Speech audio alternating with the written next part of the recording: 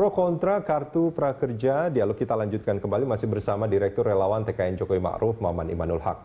Kang Maman, yang menjadi penting sebetulnya kan, dan ini juga sebetulnya yang menjadi jualan kubu Prabowo Sandi misalkan, soal lapangan pekerjaan. Ya.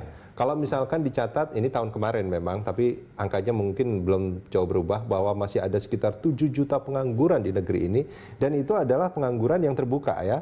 Artinya ada orang-orang yang masih bekerja di sektor formal itu kan nggak tercatat, itu jumlahnya pasti lebih banyak lagi dari itu. Nah, bagaimana memastikan bahwa ada lapangan pekerjaan yang cukup untuk masyarakat Indonesia yang sebetulnya dalam masa produktif, kan itu yang menjadi permasalahannya. Dan bagaimana menginformasikan lapangan pekerjaan itu terhadap mereka. Jadi tidak sulit bagi mereka untuk mencari. Itu sebetulnya kan yang menjadi permasalahan. Iya, sekali lagi bahwa kartu prakerja ini adalah sebuah terobosan dari Pak Jokowi untuk lalu yang pertama melakukan kembali pendataan ulang dari lapangan kerja, tenaga kerja yang dibutuhkan, termasuk juga berapa yang tidak bisa bekerja atau pengangguran itu.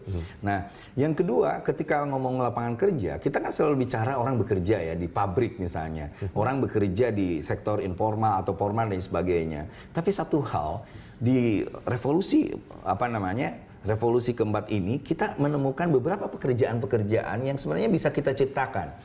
Nah, kartu prakerja sebenarnya melakukan pelatihan agar juga menciptakan entrepreneurship yang muncul.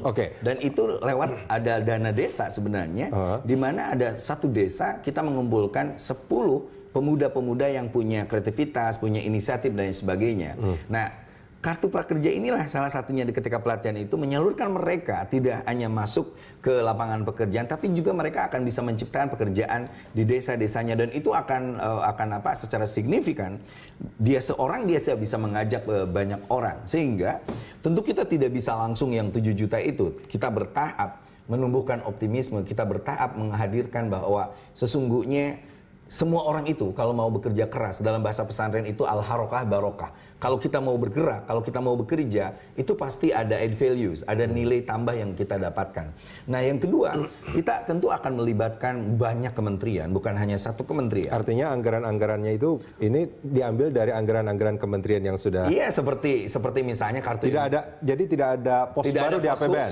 Tidak ada pos khusus. Nah, makanya termasuk juga Kartu Indonesia Pintar misalnya, kita kan selalu bilang, oh ini pendidikan. Padahal Kartu Indonesia Pintar ada juga di Menteri Agama. Kebetulan Komisi 8 saya di sana dulu. Nah, bagaimana kita memasukkan pesantren? Pesantren padahal bukan pendidikan formal kan, tetapi Kartu Indonesia Pintar masuk juga ke pesantren.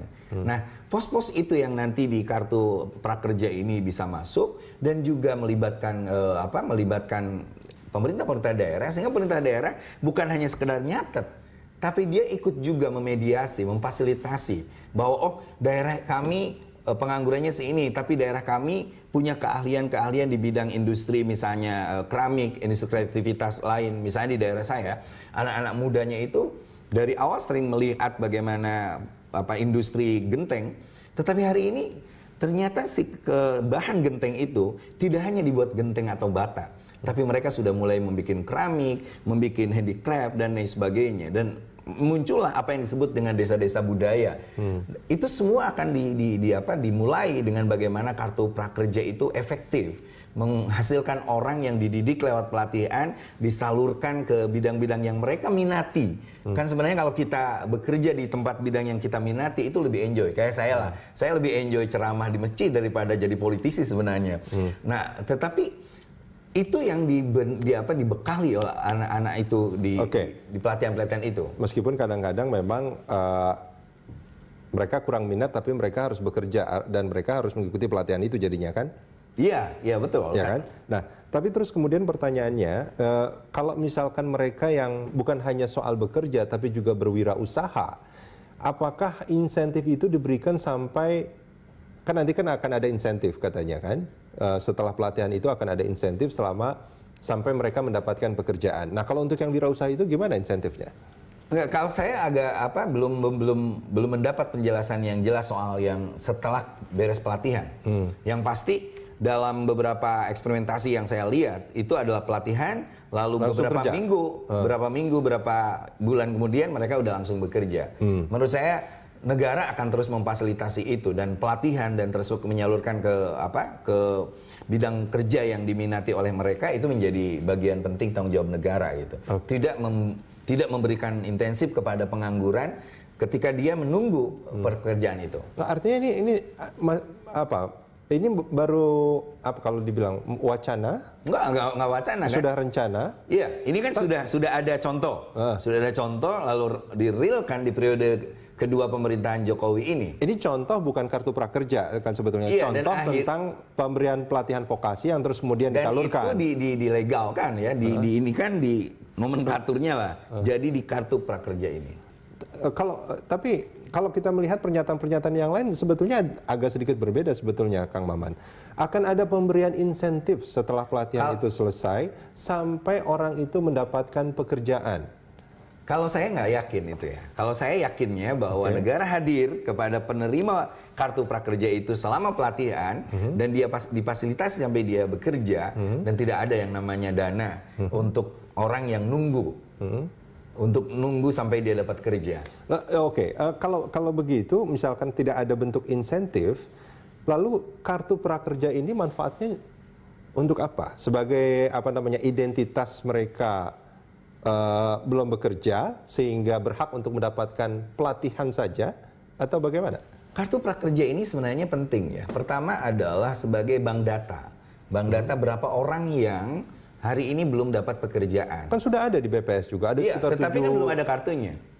Oke. Nah, itu yang membuat BPS dikritik dan sebagainya hanya sekedar menulis, tetapi dia dapat pelatihan apa? Dia diarahkan kemana? Lapangan pekerjaan mana yang akan dimasuki oleh teman-teman ini? Bukan tugas BPS itu kan? Iya, nah itulah yang sebenarnya menjadi sinkronisasi. Kartu prakerja ini menjadi semacam kartu sakti yang menggabungkan apa yang disebut dengan sinergitas antar kementerian, koordinasi antar kementerian, sehingga seseorang ketika dia memiliki itu, dia siap ikut pelatihan dan dia siap disalurkan di bidang-bidang yang memang sudah tersedia seperti itu. Oke, nah yang menjadi pertanyaan kemudian adalah soal pendataan lapangan pekerjaannya sendiri. Ini sebetulnya lapangan pekerjaannya tersedia atau tidak tersedia? Lapangan pekerjaan itu pasti ada yang tersedia. Jadi kita lihat misalnya yang berapa sih kebutuhan lapangan pekerjaan di luar negeri. Oke. Apa saja jenis-jenisnya? Kita misalnya sering mengirimkan teman-teman TKI ke Timur Tengah, itu pasti kalimatnya itu adalah mohon maaf pembantu.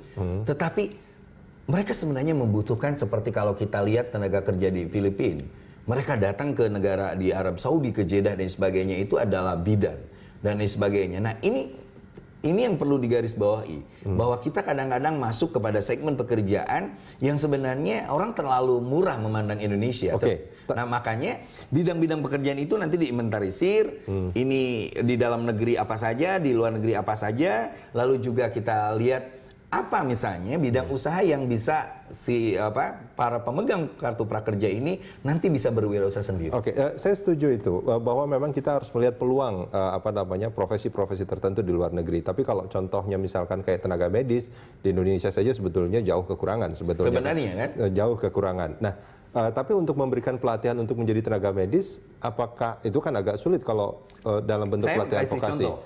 Kasih contoh aja kan gini. Ada beberapa SMK ya dengan beberapa jurusan seperti itu. Begitu pula dari perguruan tinggi dengan beberapa jurusan. Nah, pelatihan di sana itu mengarahkan bahwa memperkuat kembali skill yang mereka miliki dengan hal yang bersifat spesifik. Sehingga ketika teman-teman yang di jurusan mesin SMK yang ada di Cirebon itu, mereka diberi pengetahuan tambahan selama 3 bulan itu, sehingga mereka masuk ke lapangan pekerjaan. Saya menangkap maksud Kang Maman itu sebetulnya lapangan pekerjaan itu ada, tapi sebetulnya data soal jenis lapangan pekerjaan seperti apa dan berapa jumlahnya itu yang belum dimiliki oleh pemerintah sebetulnya. Itu yang belum diseriusi oleh pemerintah secara keseluruhan ya. Jadi bagaimana mensinkronkan ketersediaan tenaga kerja para pengangguran itu dengan lapangan kerja. Nah itu yang sebenarnya akan dijembatani menjadi kartu prakerja ini semacam bridging, sehingga teman-teman ini diperlihatkan ini loh lapangan kerjaannya, ini yang harus Anda kuasai. dalam waktu yang sangat singkat itu, dan Anda yakin bahwa Anda pasti bekerja. Oke, Kang Maman, kita jeda sebentar. Kita akan lanjutkan ini di segmen berikut.